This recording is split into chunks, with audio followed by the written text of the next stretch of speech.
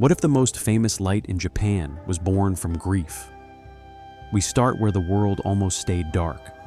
Izanagi stumbles out of Yomi, filthy from death, and one act of washing births the sun, the moon, and the storm. Stay with me, because this isn't a list of gods. It's a blueprint. We'll trace how one failed union, one forbidden look, and one purification turned sorrow into ritual, and why Misogi and Harai still echo that moment every time we cleanse before a shrine. How can a single out-of-order greeting ruin creation? In the old stories, two beings stand on a high bridge where sky meets mist. They lower a jeweled spear, stir the sea, and lift it. Drops fall back and thicken.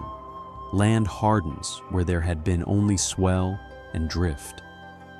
We begin at that quiet edge, where speech has weight, and a greeting is not small talk, but a lever on the world. They circle the new pillar of earth to meet and bind the world to form. A rite needs a script. The turn, the words, the order. Each piece carries charge. When they meet, she speaks first. It sounds harmless. It feels warm. But the tale says the child that follows cannot stand in the pattern. The body forms, and yet it does not fit. They set it adrift. It is a hard image, not a moral fable told to scold, but a technical warning. Align the phrase with the step with the roll, or the system glitches. Think of ritual like code. You can write lines that look fine to a human eye, but if one symbol is out of place, the whole build fails. A compiler does not hate you. It flags a mismatch. In the same way, the rite marks an error, not because of feeling, but because of form. The words did not match the function. The function did not bind the world. What this means is that sound in this myth is substance. A greeting is not noise. It is a shape you cast into space, and matter bends to it. Order rests on who addresses whom, and when, and how. The story cares about sequence. The first voice sets a frame. The second voice confirms the frame. Reverse it, and you ask the wrong world to appear. In the old stories gathered as the earliest accounts, speech between the pair is more than habit. It is cosmic syntax. We can hear an old editor's hand in how the scene is told. The gendered order of address is not just social. It is a rule for making things stick. Language is a tool here, not a mirror. You don't just describe creation, you run it. If you swap calls, the program returns a malformed body. If you align calls, the engine renders land. You can picture the stakes. A world just formed, soft at the seams, waiting for the right line to set its bones. The couple try again, but this time they correct the start. He speaks first, she replies. The union holds. The land that follows is named and kept. Islands rise, each a stable node, each with its own feel and edge. Form returns because order returns. The myth does not cheer or shame. It reports an operating rule. Across cultures, we see rites that hinge on the right word at the right time. But here, the charge sits inside the sounds. It is not about volume or tone. It is about fit. Address, reply. Caller, called. The ritual frame is a circuit. Reverse the leads and you get heat and smoke. Place them true and current runs. Life gathers. We tend to treat speech as air that leaves the mouth and fades. The tail pushes back. A word is a tool you hold. It carves, it binds, it seals. That is why the first failed child matters. The body shows what the words did. You do not have to guess the bug. You see it. The form is off because the call was off. This is not punishment. It is display. Here's another layer.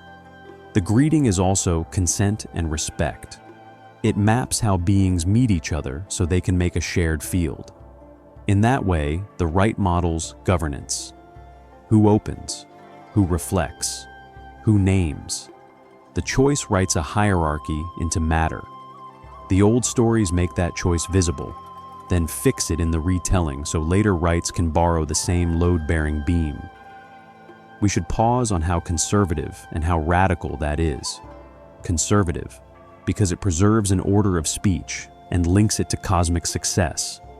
Radical, because it stakes the fate of bodies on something as light as a word.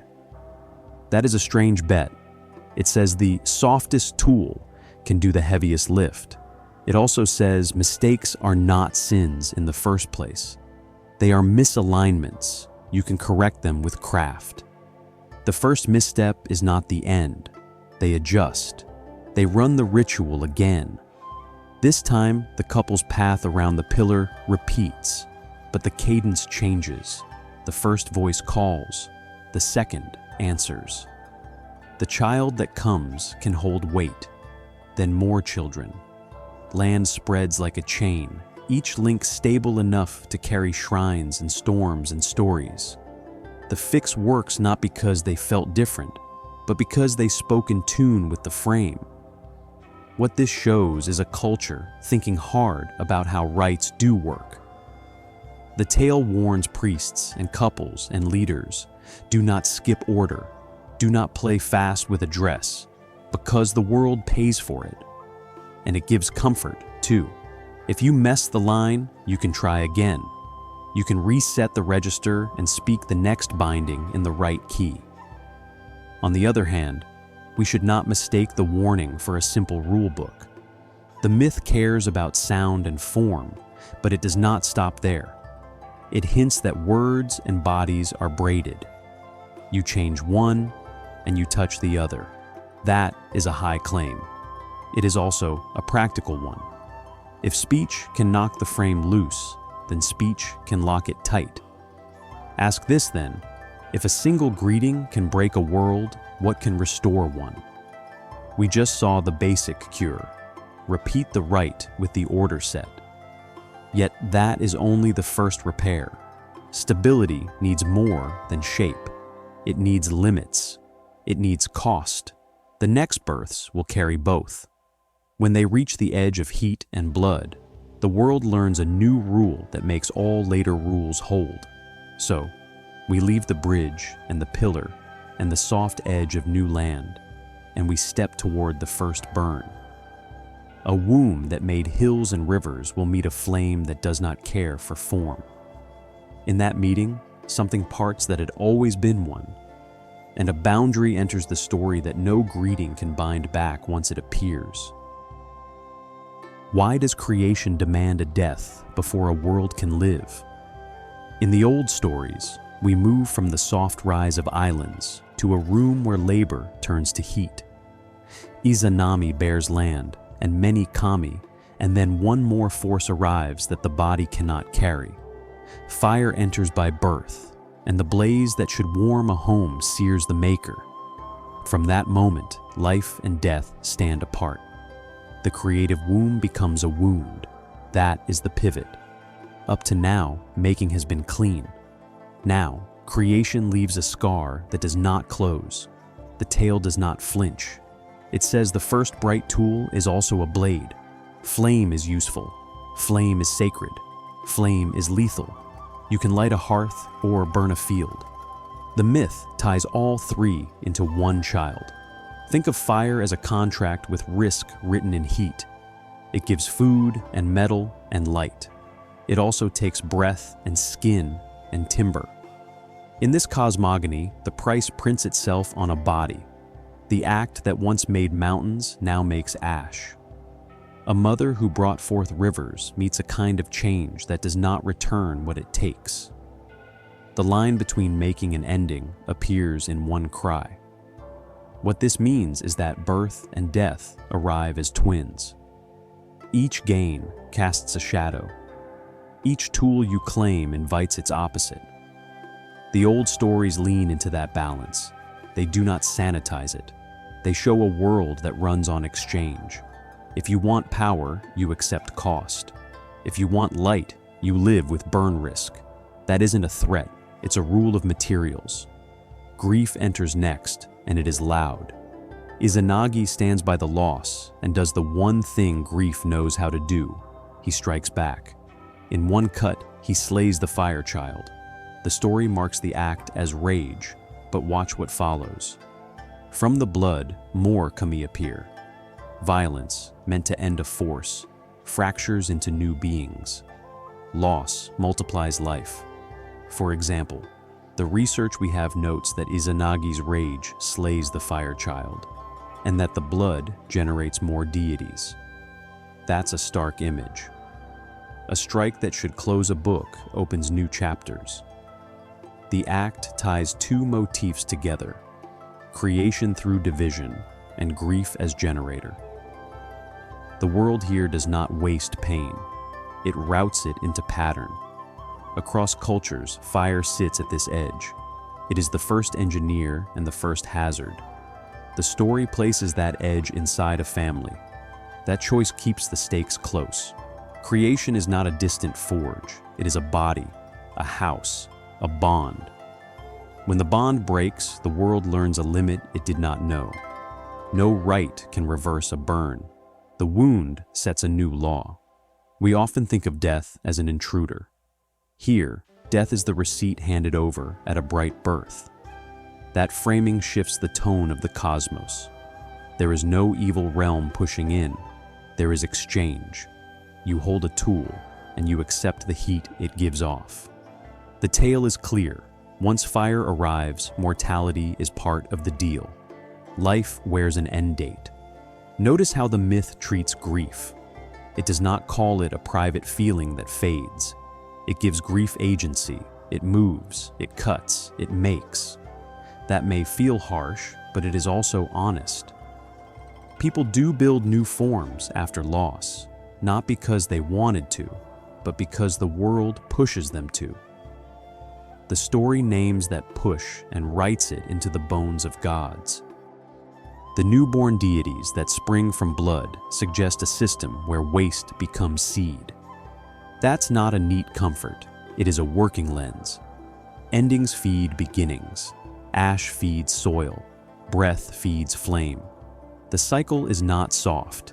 It is just consistent.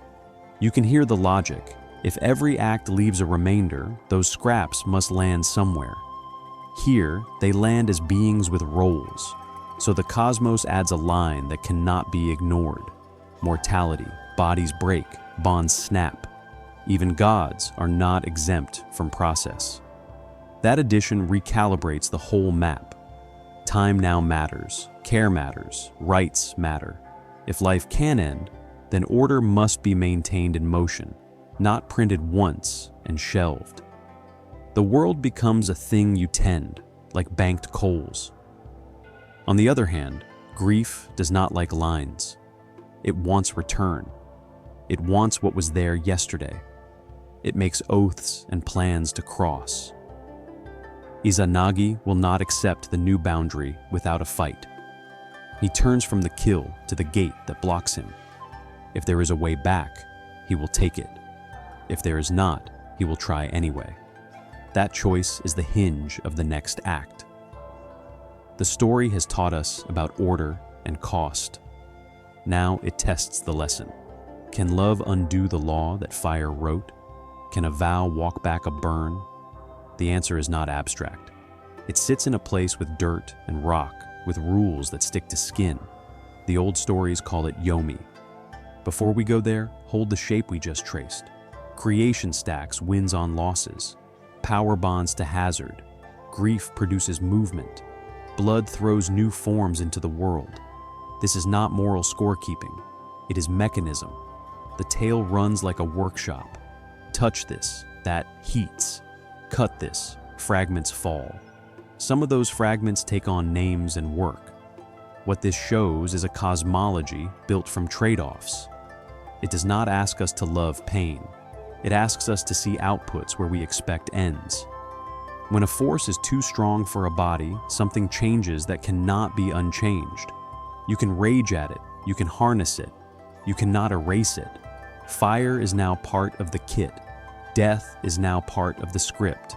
And yet, People do not live by rules alone. They live by vows, by memory, by the pull of a face. Izanagi's next move grows out of that pull. He turns toward the place where endings gather. He wants to see if the cost can be paid back, if the contract can be edited. The path opens downward into a land that does not want light, so the world stands split. Life on one side, death on the other, with a fresh edge between. The wound that made that edge still smokes. The father who swung the blade still shakes. He will carry his question past the threshold anyway. The gate stands. He steps. What happens when love crosses into a land that refuses light? We follow that pull down a slope where breath feels heavy and the air tastes old. The name for that place is Yomi, and in the old stories, it is less a hell than a storage of endings. Izanagi goes there for one reason. He wants Izanami back. He calls through the dark, and a voice he knows answers. She says she has already eaten there. She says the rules are strict.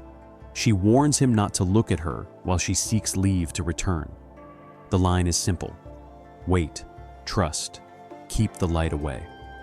He agrees because grief makes any promise sound easy. He waits, and the wait grows teeth. Silence stretches. Doubt swells.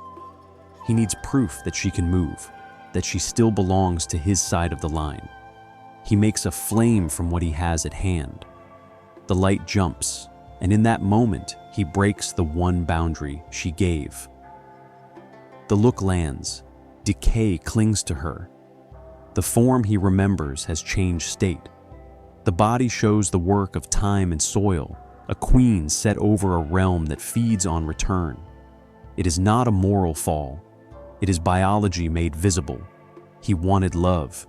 He gets process. He drops the light, but the sight does not go back into the dark. It sits in him like a thorn. The look is more than curiosity. It is a test of trust. Can you hold a pledge without proof? Can you honor a boundary you cannot see?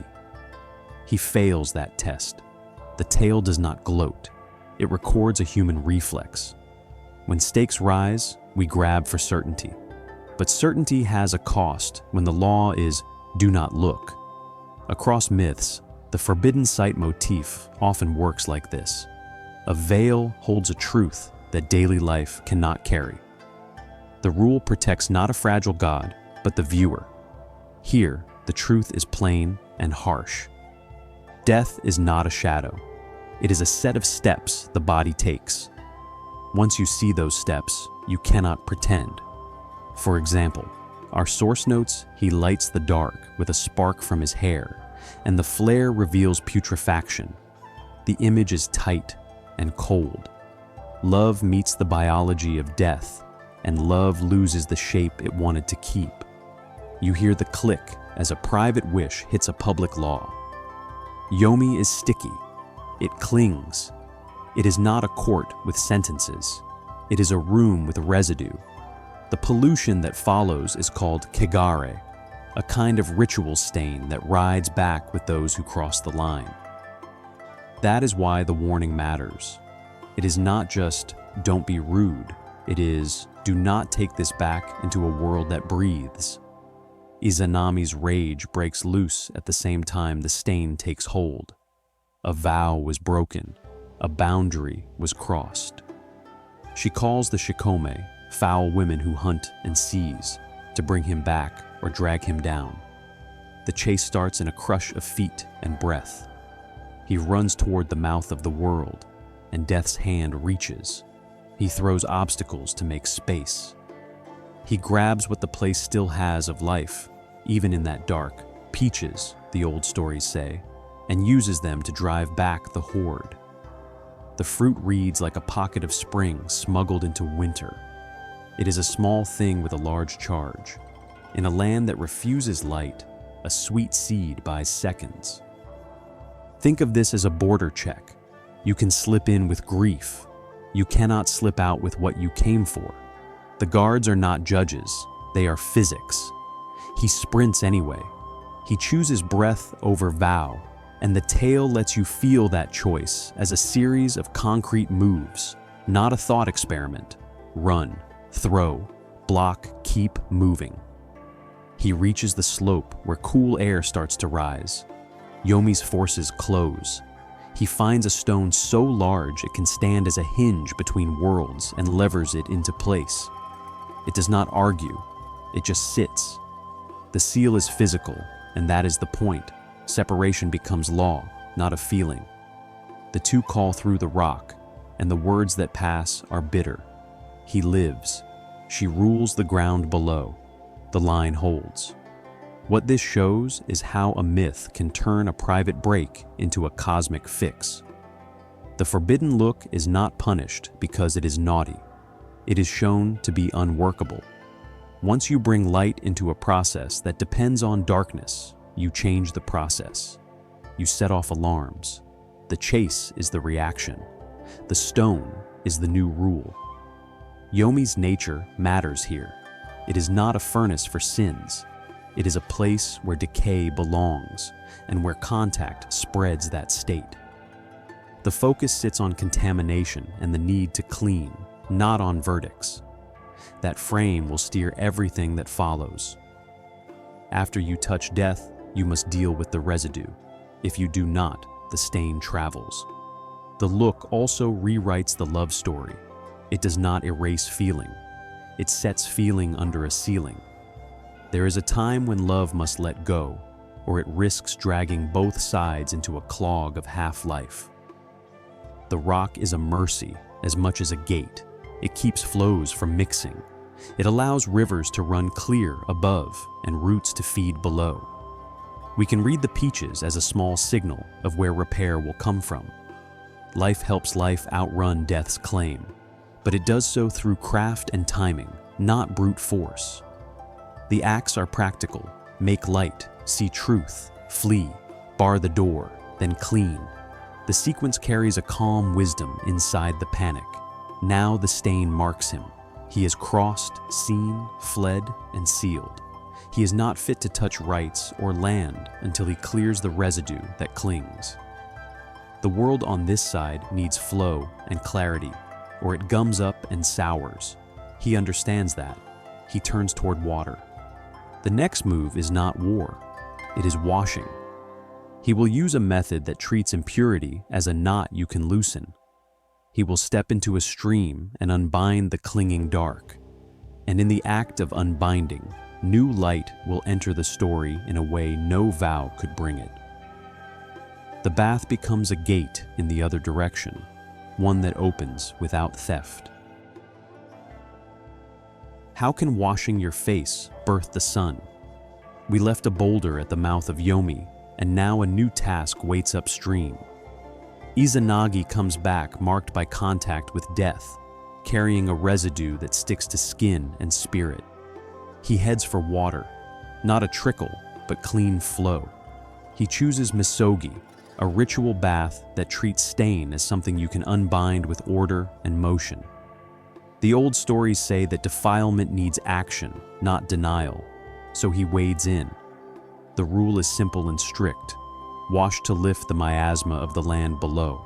Start with breath, steady and slow. Then hands, then face. Let cold water do work that force cannot. This is not grooming.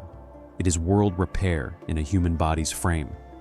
Each rinse is a small correction that restores balance bit by bit. He removes gear splashed by the underworld and sets it aside. Even tools carry trace. Flow pulls that trace away. We might doubt the scale. Can one bath counter a stain that came from crossing the border of death? The tale answers by changing what washing means. Water is not eraser. Water is conduit. Think of a clogged pipe. You do not delete the clog by wishing. You clear a path so the system can run. Purification here is that path. It sets channels back in place so life can move cleanly again. As he bathes, the drops do not fall empty. The act of washing gives off life. Where water slides from his body, deities take shape. Each splash shows repair as a generator, not a pause. The ritual does not only strip away, it reveals what the stain hid and pushes out new order. You hear the cadence: rinse, release, arise. In the old stories, even the items he removes, the cords and garments, can shed kami as they meet the stream. The whole scene hums with output. What this means is that purity is not a void, it is a pattern of flow. Ordered movement realigns energies, the way a skilled hand untangles string. The knot never needed more string, it needed the right sequence of tugs. In Misogi, the sequence matters as much as the water. Begin at the edge, move inward, let the stream carry the loosened stain. The world outside the river benefits when the body inside it holds a cleaner line. Then comes the moment everyone remembers. He washes his face. From the left eye, light steps out. Amaterasu, the sun, arises as the act's bright result. From the right eye, a cool gleam answers. Tsukuyomi, the moon, takes form. From the nose, a rush like weather. Susanoo, the storm, emerges with force. The triad that will set the sky takes its places not through a vote or a shout, but through a bath done right. For example, sources state that these births link to specific parts of the face: left eye, sun; right eye, moon; nose, storm. The mapping is stark and clean. Sight yields cycles. Breath yields weather. The body stands as a loom that, when rinsed, weaves the world's main threads. What could read as a private cleanse becomes public architecture. Context helps here. Misogi sits inside Harai, a broader field of rites that remove impurity to restore harmony with the kami. The goal is not moral perfection. It is clear function. Kegare, the cling of contact with what does not belong in a given place, is treated as a practical problem. You do not debate it. You address it with method. That method, in this myth, is so charged that it births deities central to the order of things. So, we watch the logic unfold. Washing the left eye reveals radiance that organizes day. Washing the right eye reveals the companion that tempos night. Clearing the nose releases a force that brings rain and wind, which feed crops and test cities. None of this appears as a wish. It arrives as a byproduct of repair. Balance is not preached. It is produced. And because cleansing triggers creation, the rite becomes an engine. This reframes how we think about ritual. It is easy to call rites resets, like hitting a button to clear an error. The myth argues for more. Ritual, done with care, makes new capacity. It does not just return you to zero. It adds structure that was missing. A clean channel hosts more flow. A cleared face holds more light. The act of cleansing upgrades the system. You can feel the shift even in the tone.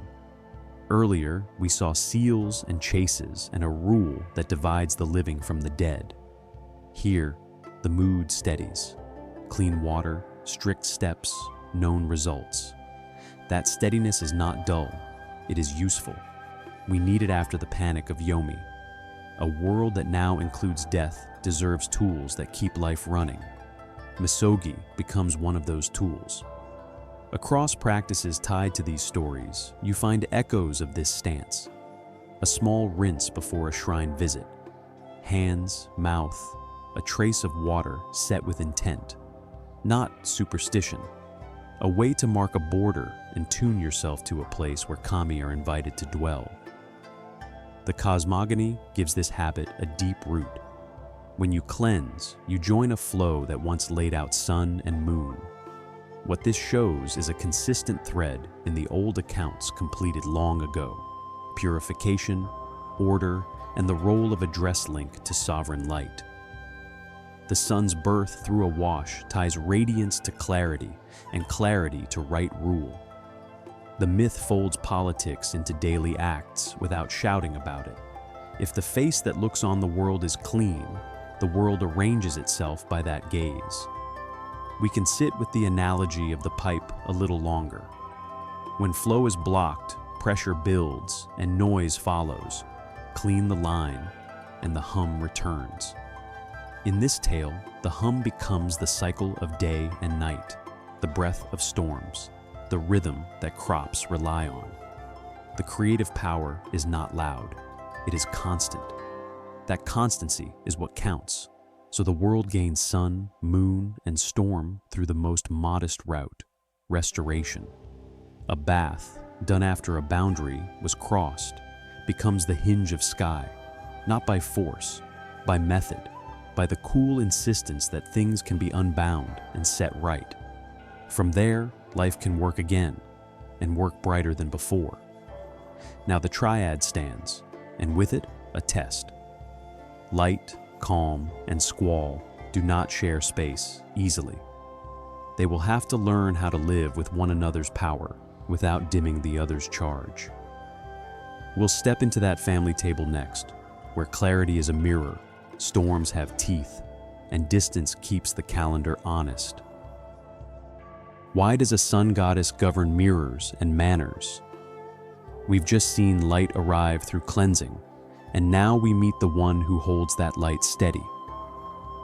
Amaterasu does more than brighten fields. She sets the tone.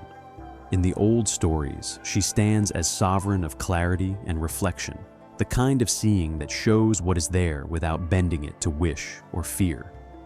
Her presence feels like a standard set in the sky. Light sounds simple until it lands on faces and halls. It warms, yes, but it also exposes. It can shame. A ruler who carries that beam must hold it with restraint. That tension sits at the heart of Amaterasu's rule. She governs not through noise, but through a measured gaze, the way a judge listens more than speaks. Her light makes rooms legible. It also makes our habits visible. Think of the mirror as her emblem and her method. A mirror does not make new shapes. It reflects what stands before it. That's the point. Truth without distortion. In rites tied to her name, a mirror signals that the right to rule rests on clarity. You do not invent order, you align with it. If the mirror is clean, the image is clean. If the mirror is cloudy, you see your own fog.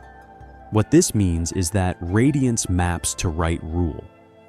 The old accounts link her light to just governance, so authority appears as a kind of illumination that allows people to move without stumbling.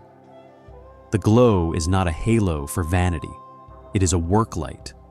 It helps a community sort grain from gravel, honesty from show. When Amaterasu shines, the social world arranges itself in view, and that view guides behavior. Her role anchors imperial lineage. The tie is not a casual note. It frames leadership as a continuation of that clean seeing. The line that traces back to her carries not only prestige, but a task. Keep the mirror true. Keep the rituals that clear it. Keep speech and ceremony that reduce blur. In that way, radiance becomes a daily discipline rather than a one-time gift. For example, the three sacred treasures later echo her ideals in concrete form. The mirror represents truth and the ability to reflect the world as it is. The sword signals valor and protection, the will to act when order needs a firm edge. The jewel stands for benevolence, the art of calming hearts so decisions can land without needless harm. Together, they read like a toolkit for rule. See clearly, act bravely, care deeply. The weight of the mirror matters most here. It keeps the other two from running hot.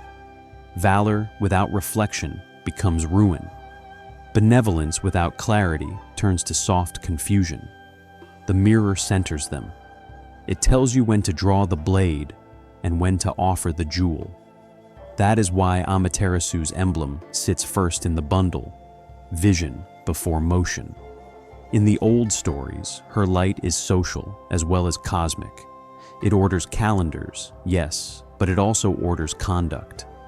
Think of the way a public square feels when it's well lit. People act with more care because they can see and be seen. The myth takes that everyday fact and scales it.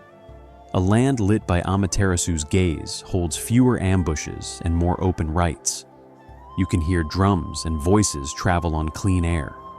Across practices, this link shows up as manners tuned to visibility, respect in greeting, clean spaces for ceremony. These are not stiff tricks. They are ways to keep the mirror bright. A smudge on the mirror is a smudge on judgment, so deference, measured speech, and careful address do practical work. They help light do its job. Now, light's opposite is not only night. The foil here is unruly force, the kind of surge that makes fields rich and doors break. We met the hint of that in the storm, born from a nose's rush. Amaterasu must stand alongside that charge without losing frame. The sibling who embodies that weather will test her order. She must endure the test and still hold open the way for crops and courts. Her restraint is deliberate. Take the cave episode that lives later in the cycle. When disorder swells, she withdraws. The world feels the loss at once. The lesson is simple and hard. When light leaves, life stumbles. So the gods organize a play of sound and a gleaming surface to draw her back. That arc circles the mirror again. Light stays when truth and joy invite it, not when force demands it. We can read her style of rule as the opposite of spectacle. It prefers reflection to roar. You know it by the things that work on schedule.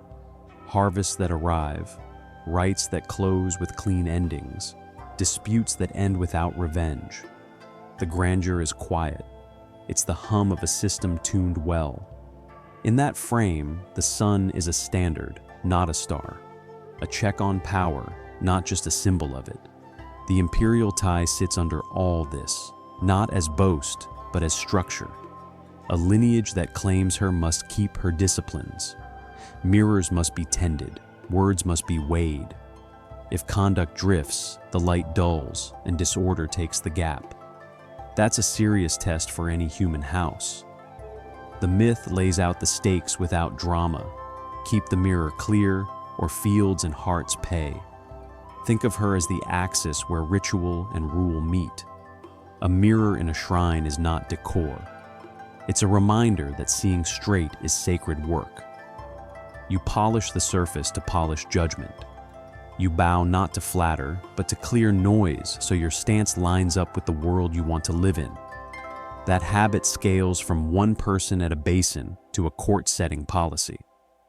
What this shows is a faith in reflection as a technology.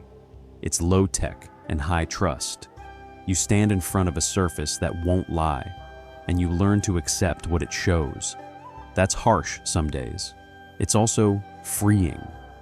Once you see the shape of a problem, you can choose a tool that fits, a blade to cut, a jewel to calm, or nothing at all, which is often the wisest move.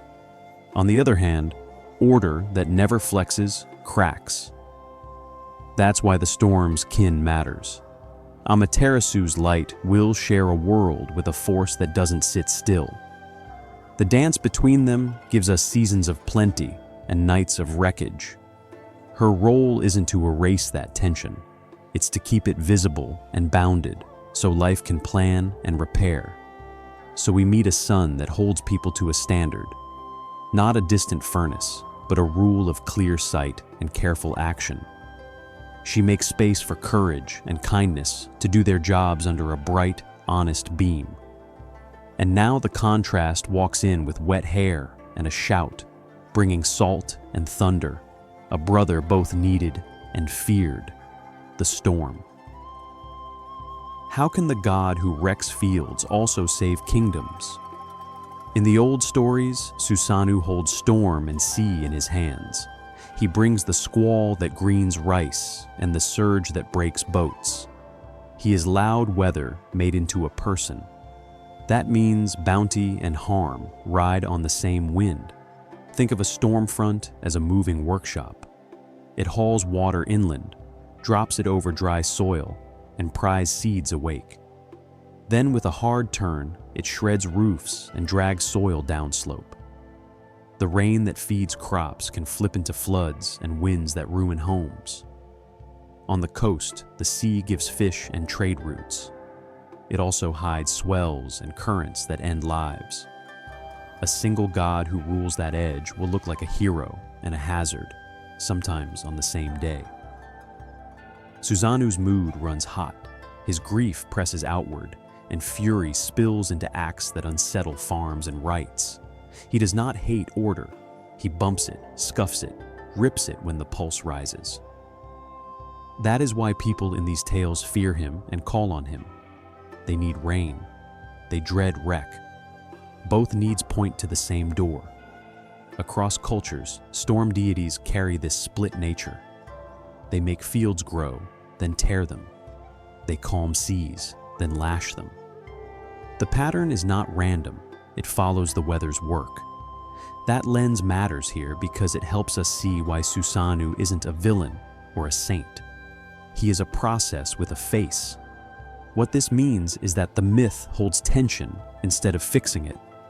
It does not cast storm as pure enemy. It treats storm as engine and hazard joined at the hip. That's a hard truth for a farmer or a sailor. You pray for the right kind of rain, the kind that stays, soaks, leaves. You fear the kind that slams. The god at the center must answer to both. He stumbles when grief is in season. When his heart runs rough, misrule follows. Fields get trampled. Rights go off script. Houses shake with the temper of a being who can pull tide and cloud with a thought. His disruptive acts push Amaterasu to retreat into a cave, which sends the world into a dim spell. That move snaps every link in the chain. Crops, courts, calendars, storm without check leads to dark. And yet, the same hand can turn to craft. Later, a serpent coils through a riverland, choking flow and life. Susanoo kills it and takes from that body a prize that ties him to a new house and a new duty. That act looks like chaos aimed. A ruinous force pointed at a ruin greater than itself ends up building back balance. The storm serves life when it faces the right foe. So he is kin to order, not its sworn enemy. He shares blood with the light he tests. The difference is channel. Left alone, he churns. Bounded and aimed, he becomes a tool. Think of a mill race. A river will scour banks at random, drop in gates and a wheel, and the same flow grinds grain. The water did not change. The frame did. That frame is the problem in his early run. Before aim, damage. His conflict with Amaterasu grows out of a cluster of acts that cross lines, profane rites, and humiliate the careful forms that keep light steady. It connects this escalation to the sun's withdrawal. When she hides, the sky goes dull, and the land feels it at once. The gods have to invent a fix with music, laughter, and a reflective lure. Note the irony. It takes art and a mirror to tame weather, not force. We start to see a working rule. Chaos belongs in the kit. It brings water and clears old wood. But it must live inside boundaries. Without them, it will chew the ties that let it feed us. The gods learn to build those ties. They do it with ritual, with oaths, and with roles that suit the mood of a deity to the needs of a place. Susanoo, read this way, marks the thin line we walk when we harness nature. We want rain at sowing, wind at sea, and calm at harvest. We ask a storm to turn gentle at the edge of our roof while raging over a dry valley. That is a big ask. The myth says you don't get that without cost. You offer rights. You offer respect. You offer the structure that lets the god's power land clean. For example, when he slays the serpent, he does not just cut and leave. He also binds himself to a land and a house, taking on duties that tie his strength to a people. The story's message is plain. If you want chaos to serve life, you must give it a stake in the order it could break. Work, kin, and pledge hold the mood in place. On the other hand, you can't sand off his edge. A storm that never storms is a lie. The myth allows him to blow up chances now and then. Those breaks warn rulers who think the mirror alone can run a country. It can't. You need rain, risk, and repair crews. You need to stage a rite that greets squalls and sets routes to channel them when they hit. What this shows is a culture with a weather sense baked into its stories. Fields and bays teach that a good year is not quiet. It is well-managed wild. Susanoo patrols that border. When he is honored, asked, and checked, he becomes the ally who clears pests, brings rain, and scares off worse beasts. When he is slighted or unbound, he turns the same scenes into losses. So we keep him in the circle. We include storm in the plan. We write laws and rights that measure his step. The payoff is simple but deep. A world that can recover. You can't erase chaos. You can use it. That is how fields yield and harbors stay open. But the cost of getting there shows up first as harm. The clash with his sister peaks, and her answer is to leave, taking Day with her. A sun that stands for clear rule won't shine on a stage torn by spite. She hides, and the dark lets everyone feel the weight of his disorder. That shared night forces gods and people to face a fact we all learn sooner or later. Some forces don't bow to will, they bend to craft. Now the sky goes dark when light hides from his misrule. The next scene sits at a cave mouth with drums, cheers, and a gleam strong enough to pull Day back out. What makes a goddess abandon the sky? In the old stories, a run of offenses piles up until the air itself feels off. Fields sit churned. Sacred space goes foul. The last straw lands inside her own halls. That breach pushes Amaterasu to shut the door on the world. She seals herself in the Ama no Iwato, the heavenly rock cave, and Day goes with her. It is not a tantrum. It is a withdrawal of the one thing that keeps the world legible. Now the land dims. Crops fail. People feel the cold rise even at noon. It is startling how fast systems sag when light leaves. Rites halt because the hour cannot be seen. Work staggers because the hand cannot judge distance. You can hear the old accounts describe panic without heat. Order buckles when the sun refuses to look back. Disorder silences light, and the echo runs both ways. The myth ties social conduct to weather, not as superstition, but as a shared logic. When behavior breaks form, brightness thins. A clean hall can host ceremony. A defiled hall cannot. The same rule scales to the sky. When rites are profaned, light withholds itself. What this means is simple and hard. Ethics are not private. They set the climate. So the gods gather. They do not storm the cave.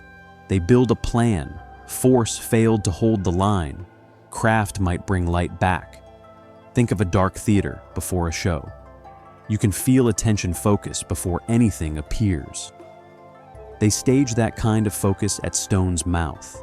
They choose sound, rhythm, and shine as their tools. If the sun will not look out for duty, perhaps she will look out for joy. For example, the research notes laughter, music, and a gleaming mirror arranged right at the cave mouth. A goddess named Ami no Uzume leads with a dance so bold it breaks tension into laughter. The other gods answer with cheers that bounce off the rock. The noise is not random. It is tuned to carry. It says, "There is light out here worth seeing." They hang a mirror on a sacred evergreen. The surface catches what little glow the scene can make and folds it back as a brighter face. The plan hinges on a simple bet. Light seeks itself. If Amaterasu hears joy, she will want to know why the world can laugh without her. If she glimpses radiance, even in echo, she may come close enough to measure it. We should slow down on that choice of tools. No threats, no blows, a mirror, music, and communal laughter. The gods build a pocket of order outside the cave, a small world where rhythm holds, where faces turn toward one point, where joy is permitted. Ritual becomes social technology. It organizes attention, creates a pattern, and invites the one who left to rejoin without losing face. Amaterasu hears it. Curiosity moves her hand to the stone. She slides the door a fraction. Cold dawn spills from the crack. She asks what could be so bright if the sun is away. The mirror answers before the gods do. In its face, she sees a glow she does not expect. It is hers, but reframed. The sight is not flattery. It is a proof of value. The lure works because it reflects, not invents. The spectators hold their breath. The plan needs patience more than speed. The music keeps time. The laughter keeps the air warm. She leans closer. The crack widens. The gods act. They pull the rock further, catch her hand, and guide her out. The first full ray lands like a held note finally released. Dawn returns as a physical event. People feel it on skin. What this shows is a clear stance. Ritual heals what force could not. The world did not need a brawl. It needed a frame where light could recall itself. By staging a rite, sound, dance, reflection, the gods knit a torn social fabric so the cosmic fabric could follow. The repair looks like play, which is why it works. Play resets bonds without shame. Across cultures, we see this motif of return through performance. But here, the emphasis sits on the mirror. Authority tied to clear seeing comes back when truth can be seen without distortion. The mirror is not magic in the sense of bending reality. It is magic in the sense of showing a thing so cleanly that the thing remembers itself. That is a quiet theory of power. There's also a lesson for conduct. If light can leave when we break form, then manners are not garnish. They are infrastructure. A greeting measured with care, a shrine kept clear, a rite done at the right hour. These help hold the sky in place. If that sounds grand, think of a streetlight on a corner. When it goes out, small risks multiply. Turn it back on, and movement smooths. Amino Uzume's dance, called body in our source, shows how the body can dissolve dread. Laughter cuts the fear that makes people freeze. It gives the group a shared breath. That breath is the hinge. It lets the plan pass from idea to action without cracking. Sound like a small thing? It isn't. Group mood is the lever on group behavior, and here behavior pulls a star. We also see how community holds the rope. No one god forces a fix alone. The crowd watches, cheers, times the pull, and anchors the rope that keeps the stone from sliding shut again. The return of light is a group project, not a solo rescue. That tracks with the social ethic threaded through these myths. We live in each other's weather. Once the cave stands open and the sky brightens, the system starts to hum again. Crops feel the heat. Rites restart. The calendar finds its beat. The myth does not swell into a victory chant. It lands in steady work. Keep the light by keeping the forms that welcome it. Clean halls, measured speech, rites that begin and end on time. This is maintenance, and maintenance is sacred. On the other hand, the fix does not mean all siblings now share one mood. The storm stays storm. The sun stays standard.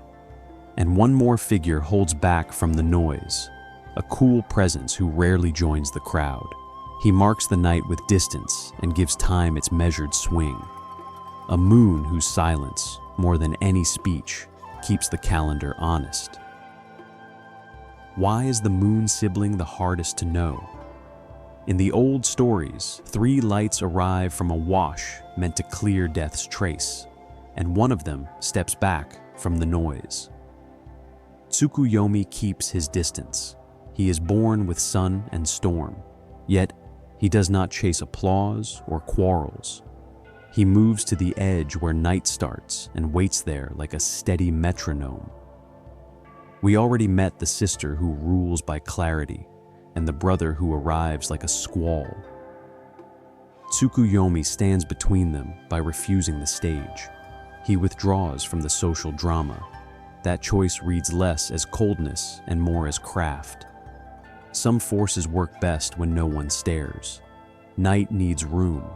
It needs a low voice and slow breath, a place where the world can cool and sort itself before dawn asks for action again. In a few tellings, an offense against a food goddess snaps his ties with Amaterasu. The act varies by source, but the result stays the same. She and the moon no longer share a sky. Their estrangement sets a rhythm you know in your body. Day walks one way. Night follows after with a second step. The split is personal in the tale, yet it explains the most public cycle we live under. Think of night as a workbench for thought. Calculations land better when glare is down. Calendars, too, grow from the slow swing of the moon's face. Farmers watch the waxing line to time work. Sailors learn that tides answer to its pull. People mark months by the quiet pulse in the sky. None of this needs a shout. It needs a count, a habit, a kept distance. What this means is that Tsukuyomi models a different power, not blazing rule, cool order, the kind that sets a beat and stays true while everyone else debates. His silence is not absence, it is stance. You know those rooms where a clock keeps the wall honest? He is that clock. He offers measure without fanfare, a frame that lets the rest of us plan. We can feel how the myth turns restraint into a tool. Amaterasu governs sight and standard. Susanoo brings raw push and purge. Tsukuyomi keeps schedule. He does not sit as judge, he sits as cadence. Without cadence, rule, phrase, and weather feels random. With cadence, both can do their work without colliding every hour.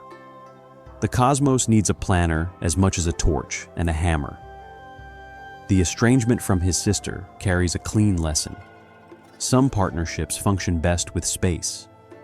When they stand apart, the world does not end. It learns to alternate. Day and night do not share the stage. They trade it. That trade prevents glare and exhaustion. It builds patience into the day's bones. You act, then you cool. You talk, then you think. The rhythm is a teacher. For example, the simple separation explains why we do not hold both full midday and full midnight at once. They take turns. The alternation is not a flaw. It is a feature that helps bodies repair and minds store what they learned. In that turn-taking, the moon sets soft boundaries that hold life together without a lecture. A pale face on a dark field says, "Rest now, count now, breathe now." Across many stories, moon gods sit in that quiet seat.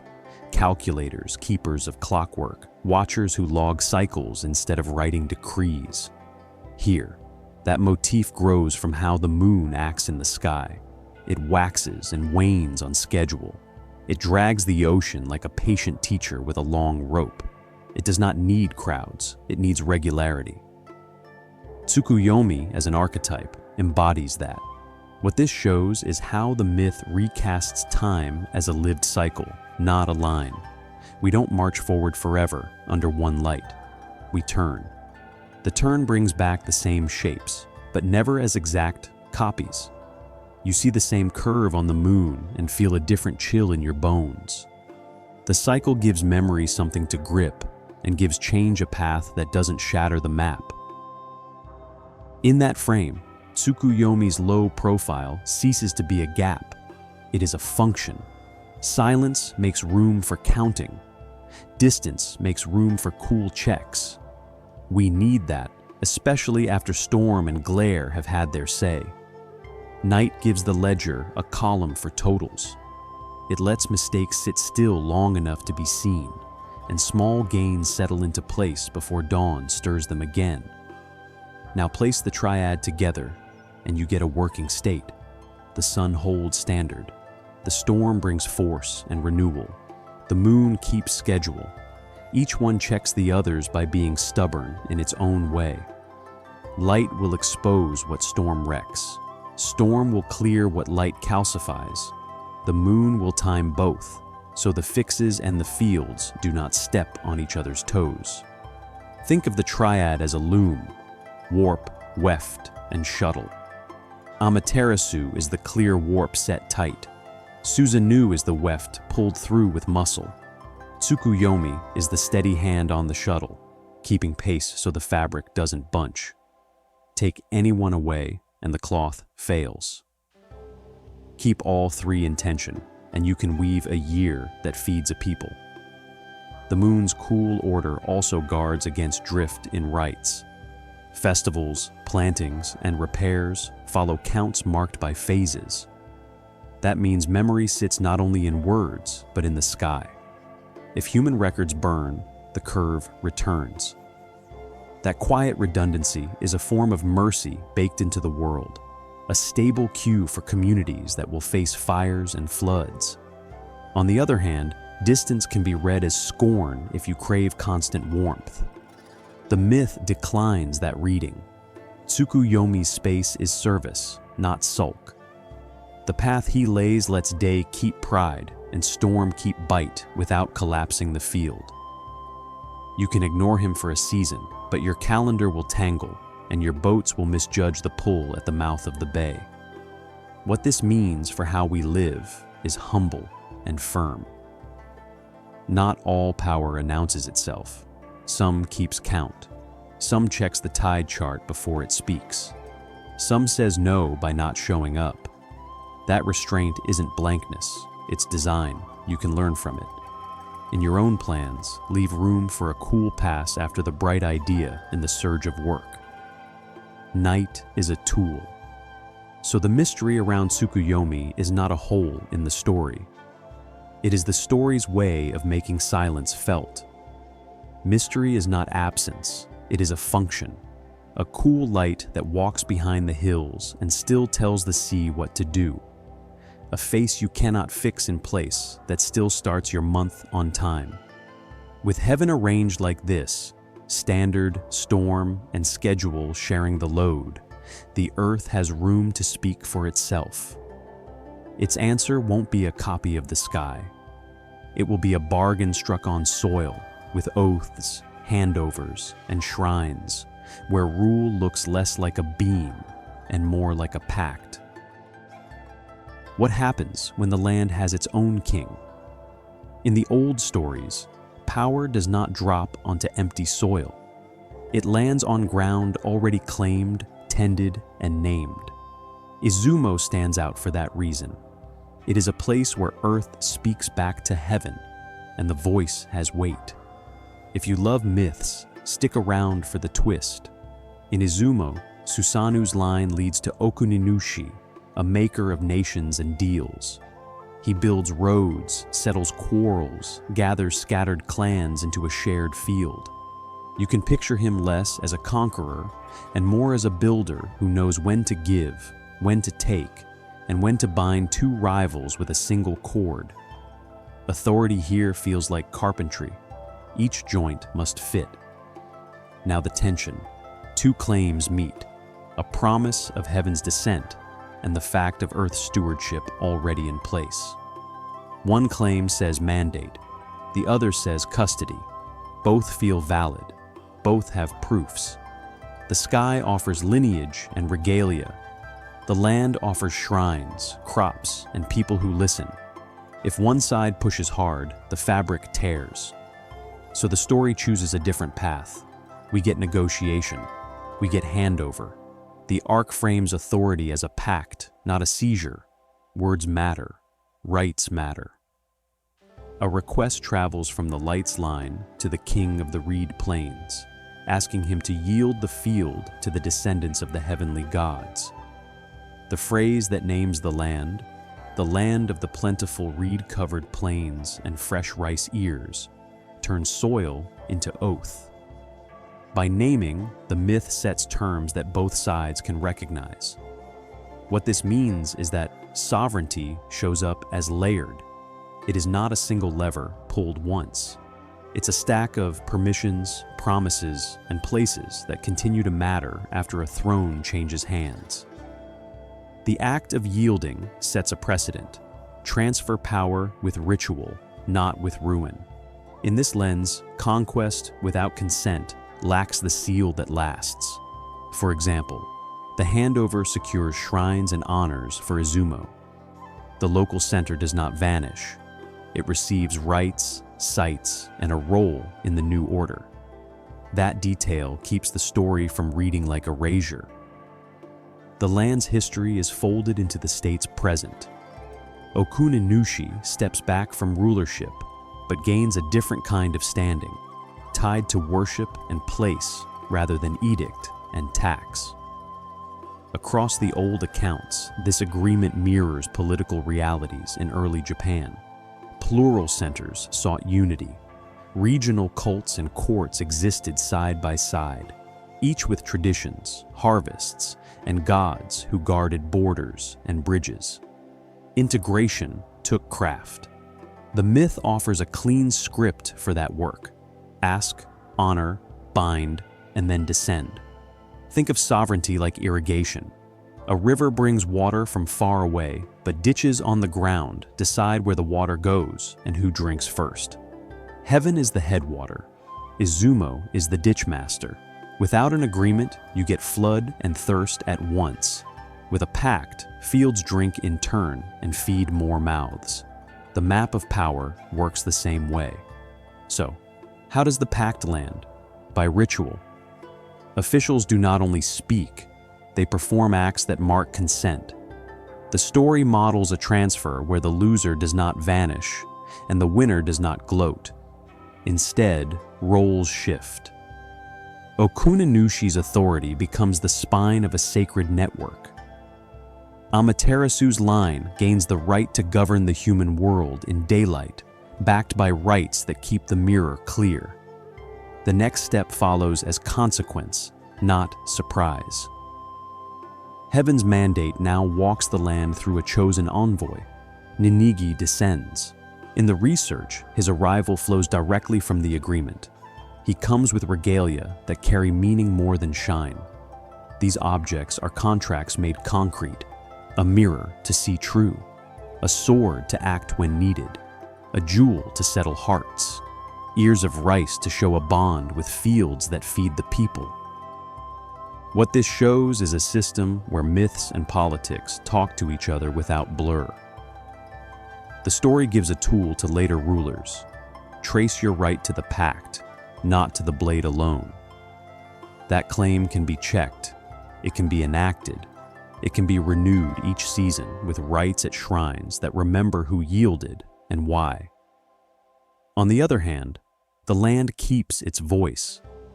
The honors given to Izumo mean prayers still travel there, and festivals still turn on its calendar. A pact that erases local practice fails its own logic. The myth avoids that trap. It writes plurality into unity. It tells us a state can be one without being flat. You can hear that in the way places are named and kept. A shrine in Izumo does not become a mere branch office. It remains a hub where the pact gets rehearsed and affirmed. The people who serve there do not only look back, they keep the channels clear so vows made high can still reach the ground. For example, when the handover completes, the narrative holds both outcomes at once. A central mandate gains reach, and a regional house gains sacred rank. The balance shifts from contest to covenant. That shift matters for stability. Contest flares and burns. Covenant can sit for centuries. weathering storms because both sides have a stake in keeping it intact.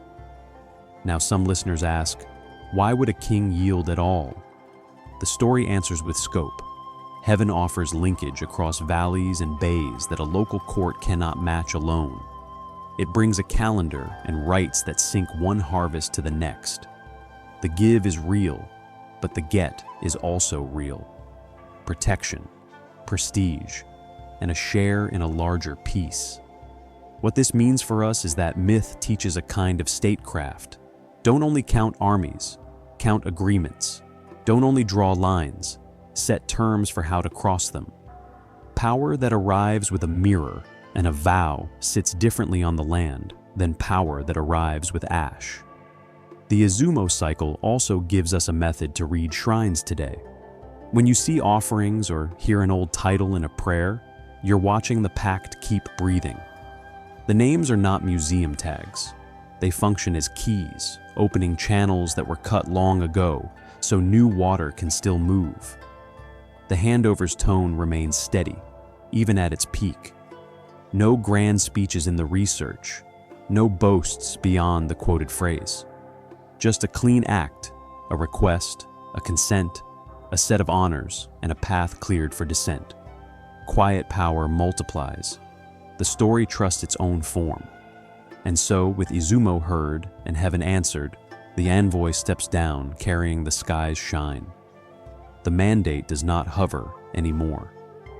It walks, eats, marries, and sets law in villages that now hear both their local god and a higher claim.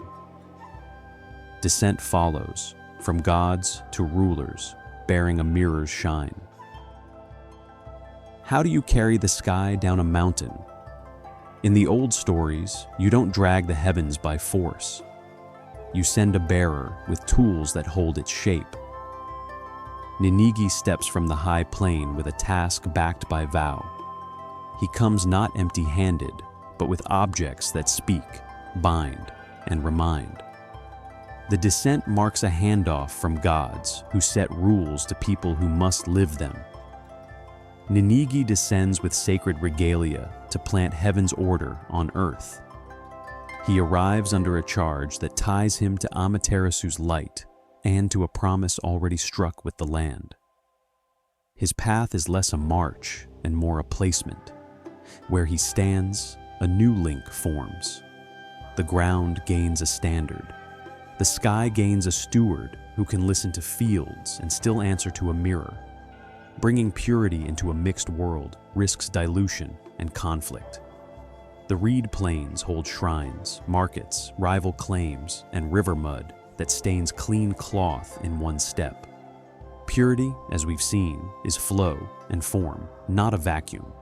Now it must travel. This is the tension. Can a right-born clarity work in a village that runs on trade, rain, and grudges? The myth doesn't dodge that risk. It builds a kit to carry the charge. Think of the regalia as portable myths. They are not props. They are living contracts that keep heaven's order legible at ground level. The mirror says, "See clearly before you act." The sword says, "Act with edge when duty calls." The jewel says, "Calm the heart so justice can land." They answer to Amaterasu's virtues and fold them into daily rule. When Ninigi holds them, he carries not just authority, but process. What this means is that power here is ritualized memory. It is not charisma bottled.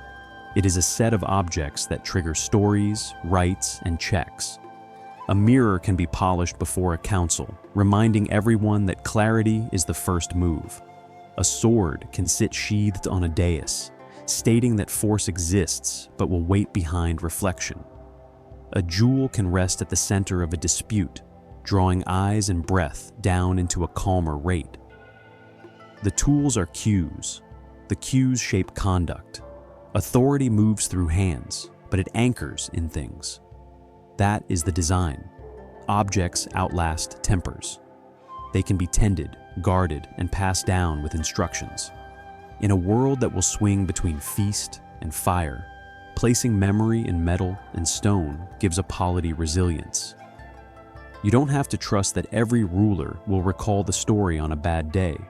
The tool on the table prompts the story. For example, the research points to the arc that leads from Ninigi to Jimmu, where the divine story steps into human time. That step matters because it turns myth into genealogy and right into law. You can trace the line, cite the charge, and hold public acts up to a cosmic template. The myth does not hide its goal, legitimation with cosmology, a frame that lets people see rule as part of the same order that sets sun and moon. The primary texts present variants. One leans on mythic detail, another leans into ordered history. The aim is the same: show descent, show mandate, show a bridge where oaths cross. That breadth lets the story work for many ears. A farmer hears harvest tied to sun.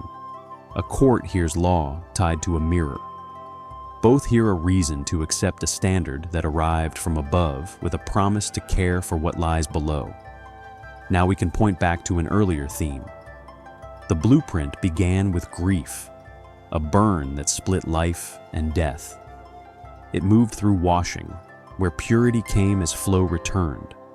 It crowned light as a standard-framed storm as useful chaos, and set the moon as timekeeper. Ninigi's descent gathers those threads into a kit for rule. Rites, calendars, and chains of office echo the sky's logic in village squares. Imagine the moment of landing. You can hear wind on pines and the hush of watchers at the edge of a clearing. The regalia glint, but not as trophies, as tools. From that day on, the calendar clicks to both crop and court. Solstices hold rites that mirror sunrise. Oaths borrow words from old handovers. Even small choices lean on the mirror's demand for straight seeing. The effect is not flashy, it's steady. Carrying the sky like this does not erase conflict. It teaches a way to clean what life will stain again and again. A dispute fouls a hall. A right reopens flow. A flood wrecks fields. A season of repair follows, timed by phases and guided by the sword's edge when needed, and the jewel's calm when able. This pattern is the mini payoff. A people inherit a method, not a promise of ease. A method to keep going. What this shows is that, in this mythic frame, objects think with us. They store norms and recall vows when stress blurs memory. That storage turns myth into daily practice. It lives in where you place the mirror during a hearing and how you handle the blade when fear lusts for speed. A ruler without the kit risks drift. A ruler with it has a spine to lean on when storms test nerves. Across retellings, you see the same core shape, a descent that plants a standard and a line that grows from it. The names and beats may shift in detail, but the function holds. It gives a culture a way to say, we did not make our order up last week. We received it, we tend it, and we renew it with each rite that opens and closes on time. Think of the regalia as a field kit for governance, a surveyor's tools for moral terrain. You test the ground with the mirror, mark the cut with the sword, and secure buy-in with the jewel. Then you return to the site as seasons change, keeping the markers visible so paths do not vanish in undergrowth. That's how a story becomes a road people can walk without getting lost. On the other hand, if you drop the kit, the road fades. The myth suggests that lapse will show up first as fog in speech and rush in judgment. The fix is simple to say and hard to do. Polish, sheath, breathe. These are small acts, but they scale.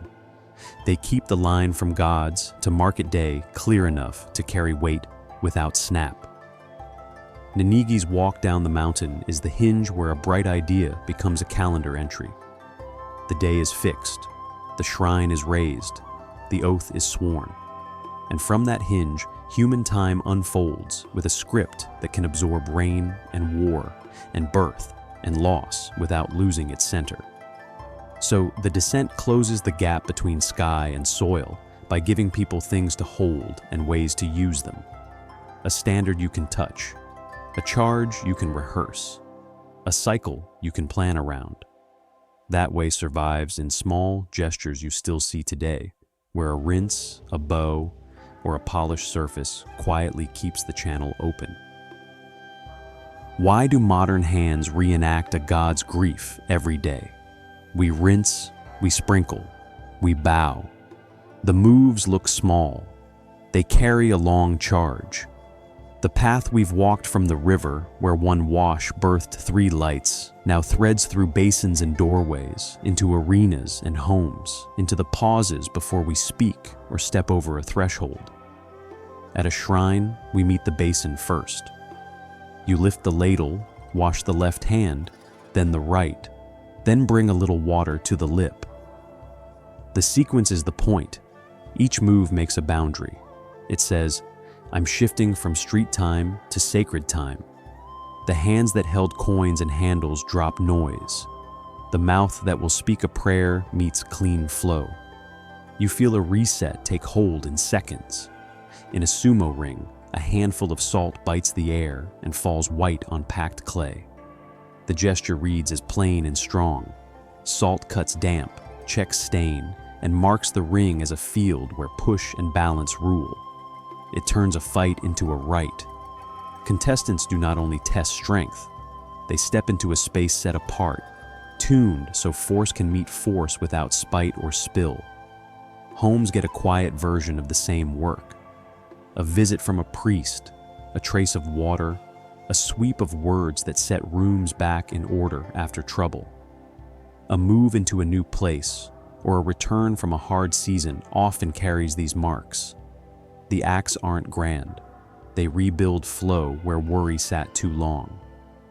So we ask the question that hangs over all these habits. Are they just tradition, or do they still work as tools? Think of them as a small kit for alignment. Misogi and hare echo the old bath, where stain met stream and gave off light. The scale shrinks. The logic holds. We use action to rejoin the currents that keep a life running true. What this means is that purity isn't a state you win and keep. It's a practice. It moves. It breathes. It's more like tending a flame than locking a door. You feed it air and protect it from drafts. You don't brag about it. You keep it going. That is why these gestures repeat. They keep channels open in a world that clogs fast. Imagine this as plumbing for the heart. When grit builds up, pressure spikes and valves rattle. You don't blame the pipe, you clear it. A rinse at a basin, a pinch of salt on a ring, a blessing at a door. Each one is a short flush that sends stuck mood and stale fear downstream, so better flow can return.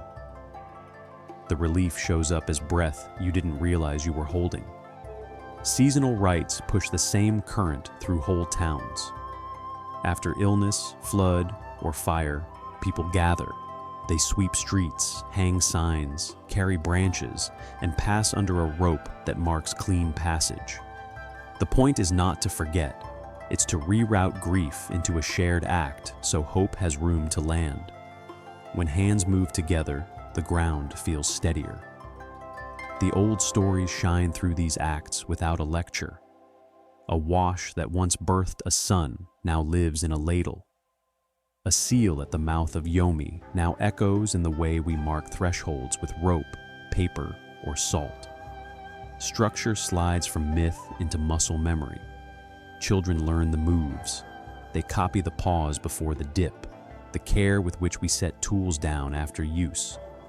Shinto's animism gives this muscle its meaning. Places, tools, and flows can bear kami. You invite them by how you treat space. Clean edges and clear lines tell a friendly spirit, this feels safe, come dwell. A dusty shelf or a sour room says, not yet. Cleansing isn't scold, it's hospitality. You make a seat for presence to sit. That frame turns small gestures into a kind of low-tech engineering. A ladle angled just so cuts splash. A ring salted just before a bout brightens the clay and the mood. A threshold brushed, wiped, and marked filters the inside from the street. The craft is gentle, the effect is firm. People move better when space holds them well. We carry these habits because they work at human speed. You can't fix a city in a day. You can rinse before you pray. You can't end storms or grief by decree.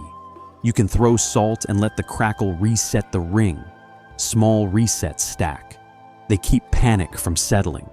Across regions, you find different flavors of the same logic. A coastal town might rinse boats and nets. A mountain village might cleanse a path before a festival. The materials change. The motif stays. Flow, boundary, breath. Keep them in tune and life feels more navigable. Here's a simple clue that the tools still work. People report feeling different after the act. That isn't magic in the showy sense, it's design. The body encodes ritual as a set of steps that cue the mind to release tension. You do the move, and the mood follows. You hear water. You see salt. Your breath slows. The room feels more possible. We can read Sumo's salt toss as a plain answer to a plain problem.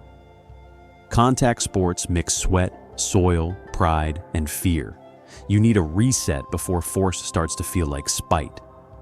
The toss says, "We are here to test skill, not to stain each other." It's a quick rite that keeps the game clean and the crowd aligned. At a shrine, the basin offers a script anyone can follow without words. A newcomer can watch and copy. No long school needed. The rite hides its own lessons in the sequence. Intent follows form. That is graceful design. It keeps doors open. After disaster, cleansing rites carry a heavier lift. They reweave social fabric. A gathered group waits while smoke or sound travels through a space. They move in unison, once, twice, 3 times. The count matters. The repeat matters. It gives herd a rhythm that doesn't deny it, but holds it until the group can breathe together again.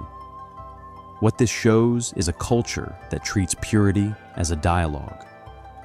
The world throws dust and shock. We answer with method, not to erase what happened, to place it in a frame that lets daily life start again without a lie. The acts take minutes, their echo runs long. So when we dip a ladle, sprinkle grains, or open a window to let a room exhale, we reenact a lesson learned at the edge of a dark land. Boundaries protect flow. Cleansing is repair. Light returns through steady care. The mini payoff hides in plain sight. We find the sun in a palm full of water and a mindful breath. We set a room back on its feet with a line of salt. We make a ring feel fair with one clean toss. The scale is small, the charge is not. Now we return to the start. A child of fire ended a body. Grief ran and looked and learned to wash. That loss taught a practice that still moves through basins, rings, and rooms, teaching us how to live with stain without letting stain set the rules.